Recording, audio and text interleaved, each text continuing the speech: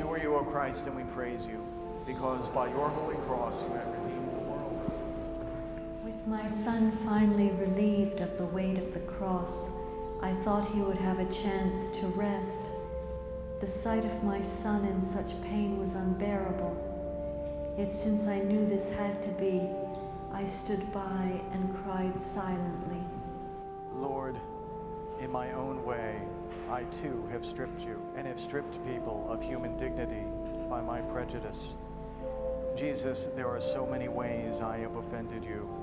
This version presents the stations and the journey to Calvary in a very human way, as a mother talking about her son. It makes you look at it in a way that I think a lot of people have never looked at it before, or certainly never experienced it before.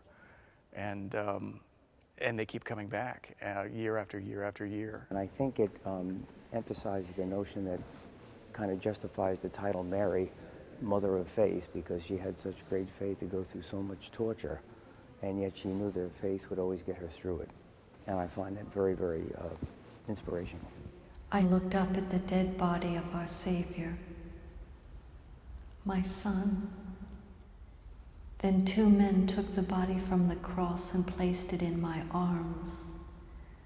A deep sorrow engulfed my being. And Saban Kandra's The Voice of Mary, as if she were Mary herself. It's absolutely lovely and very, very sad at times.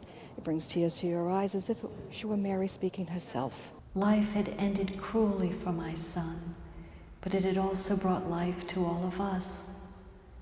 I knew this had to be, and I prayed silently.